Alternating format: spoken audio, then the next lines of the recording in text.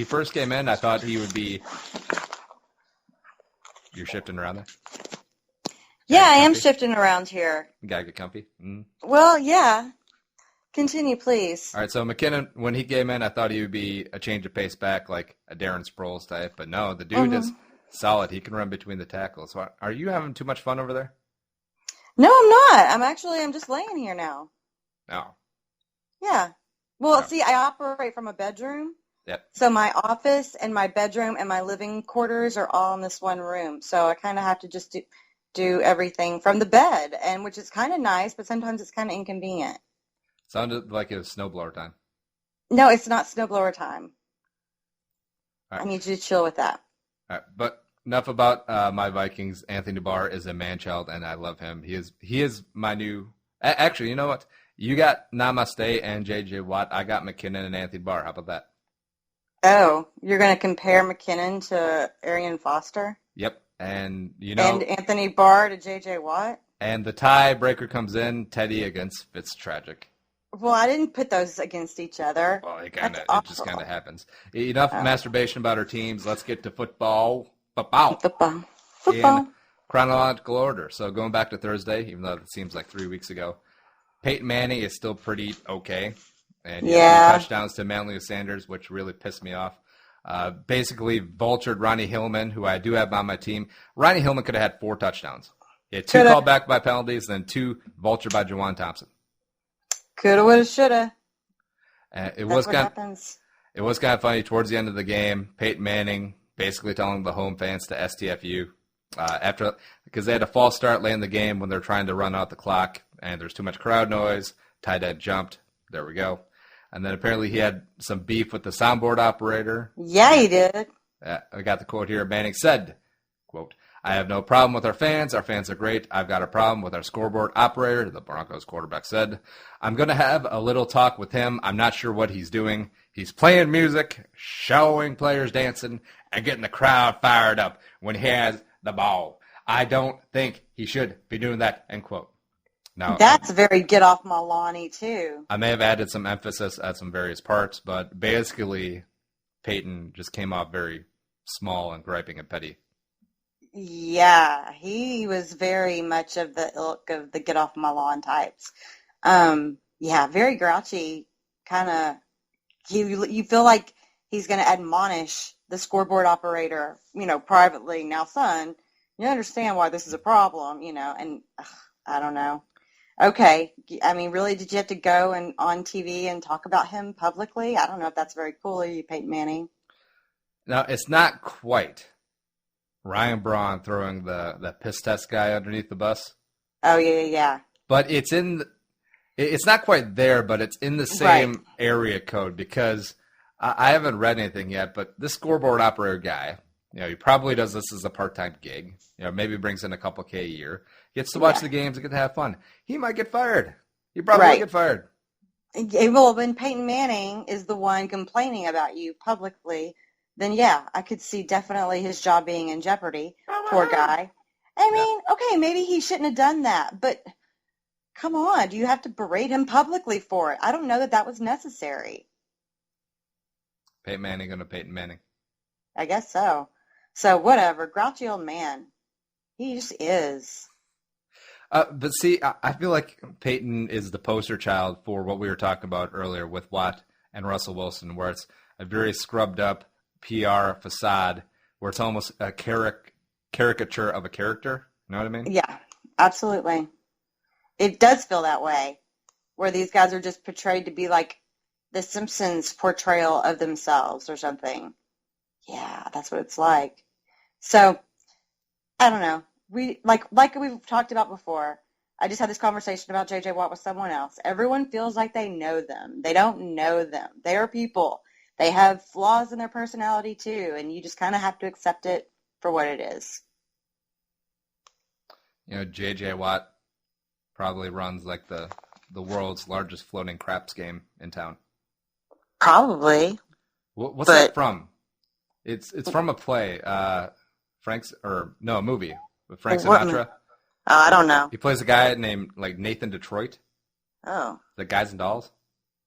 Yeah, I don't know. I don't remember. I don't know anything about that sort of thing. Hey, there you go. If they do a remake, J.J. Watt can be the guy. You can be the doll. Oh, I don't want to be his doll. Well, poo-poo on you. Cuckoo-ca-choo. Keeping chronologically, and we actually have an early Sunday game. And, I'm going to spring this on you. We have to do this entire next segment in British accents. Are you ready? My British accent is awful. Okay. No, mine's terrible too, but it's going to be awesome. All right. The Lions win after a delay of game penalty. The Falcons No, this is awful. I can't do this. This is crazy. Break character, woman. This isn't SNL. This is awful. No, we can't do this. This isn't us. With the Falcons leading 21-19, the Lions and Matt Prater had a shot to win. A 40-yard field goal was no good, but a delay of game penalty which cannot be declined as it is a dead ball. 48-yarder by Matt Prater was money. No, this is terrible. Your accent is awful, dude. The Falcons are garbage. I'm sorry. They lose a 21-point lead at halftime. Chip, chip, cheerio. What do you think about this game, Claire? I think that the Lions aren't a very good team, but they keep winning, and I guess that's the name of the game. So, good for them. I mean, the Falcons, God, do they have anyone at any positions other than wide receiver and quarterback? No. Their depth is awful. Their team is not very good. Their roster is not good. And I'm not speaking in an English accent because, no. Your British accent sounds peculiarly East Texas. Yep, that's pretty much how I was taught to speak. So I'm not very good at doing impressions at all. So yeah, you just keep on with your accent, love, and you tried to sneak one in there with the love. I didn't say however the English would say love. No, Claire's Austin Powers impression is this. Yes, baby. Yes, baby. But anyways, the Falcons are garbage. And I think Mike Smith is on the hot seat. Yep. Albert Blank is not impressed. He said something to the effect of, if you lead by 21, you should win that game. Arthur Blank is obviously not a sports bettor. But losing 21 points just because you're not physical enough to run the ball and control the clock and grind that thing out. And Matt Ryan with that horrible interception where there was like about 4 Lions in the vicinity. And I think the nearest Falcon was not an eligible receiver. Oh my gosh, yeah. It's embarrassing. How did the Falcons go from the team that crushed Tampa Bay, week 2 or 3, I guess it was? 56-14, yeah? Yeah. I think Tampa Bay was just that awful. I mean, God. No, but this is the Atlanta team that was the number 1 seed 2 years ago in the playoffs. Yeah, well, they're not very good now. No, they're not. So, I don't know. It was watching 2 bad teams do occasionally good things, and that was about it. See, I think they have a big problem with the offensive line. Steven Jackson is over the hill. They won't give it to Antoine Smith, even though he's almost 32, but he's their most explosive playmaker. They really miss Tony Gonzalez, which is an understatement. Levine Toilolo is not an adequate replacement. They brought in a lot of free agents on defense. They haven't panned out yet. Rashid Hagman, their second-round pick, I think it was. He's from Minnesota. He's kind of garbage. Hate to say it, Rashid. Hot trash. Yeah, but it's unfortunate. And it was weird because I thought the Falcons could be a team that could be in the top 5 in terms of the bottom of the league. They could be easily the number 2 pick in the draft come April, May. Yeah. Going into the season, I think everyone does this with Atlanta every season. Going into the season, you think, they could do something. They could actually shine. And then you just wait for the regular season, and they'll disappoint you somehow. They're just one of those franchises they don't ever live up to what expectations are that they could be. So they're disappointing. Do you think Matt Ryan is going to eventually take that next step and be one of those elite, cream of the crop, top 5 NFL quarterbacks? No? Nope, I sure don't. Is he just eyed? He's all right. I mean, Yeah, he's just all right. He's one of those who the top elite quarterbacks don't make the huge mistake in the moment when it counts the most. Mm-hmm. I mean, they may occasionally, but overall, no. But Matt Ryan is one of those who will, throw a bad pass at the worst possible moment or whatever. So I don't think he's elite. I don't think he ever will be. They suck. He sucks. You know what they should do? What? Put in TJ Yates. Oh. I mean, I would take Matt Ryan on my team. My team would be better with Matt Ryan on it. TJ Yates, the only quarterback to win a playoff game for the Houston Texans. That's correct. That is correct. And I guess something redeeming for the Falcons, they are 2-6. They head into the bye, coming back from London. That was a long-ass plane ride, I bet. Oh, my God. No one in their division has a winning record. Carolina is 3-4-1. New Orleans is 3-4. So they're not out of it, but they are garbage. Yeah. I don't know if they're able to rebound and become the team that surprises everybody out of the NFC South. No, this is going to be awesome because the NFC South is kind of like the NFC North last season where it's terrible all the way around, and then 8-7-1 is going to win the division because Carolina is going to win the division 8-7-1, just like the Packers did last year. That's pretty cool, though. Yeah. What is kind of cool, maybe not cool, is the 9:30 a.m. Eastern Time NFL. Ooh.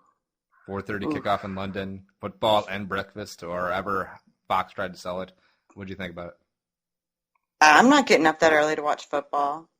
I mean, I did it when I lived on the left coast, but at the same time, I'm just not doing it. I didn't even remember it was on until like 11 o'clock my time. Nationally televised game, though. Yeah, it was. I wasn't watching it until almost the end. Oh, come on, Claire. Like you're recovering from your bad decisions the night before?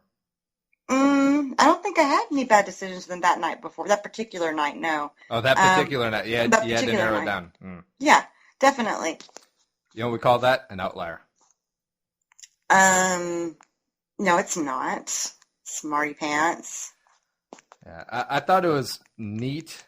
I don't think they should make it a regular thing, though, because I could see the NFL's like wheels turning in their heads, like, so if we put an NFL team over in London permanently, we could have this 8 Sundays a year. Yes, and I think it was cool for a one-off thing. I really hope it's not going to be regular because it's just too oversaturated. It's too much because a lot of people do spend their Sunday mornings, getting ready for their game, spending time with their families, going to church, getting the last-minute things out of the way they didn't get done Saturday so they could sit down and watch the game. Mm-hmm. And I think the NFL I think the NFL lucked out that it became a good game, even though it looked like another Thursday night-esque blowout.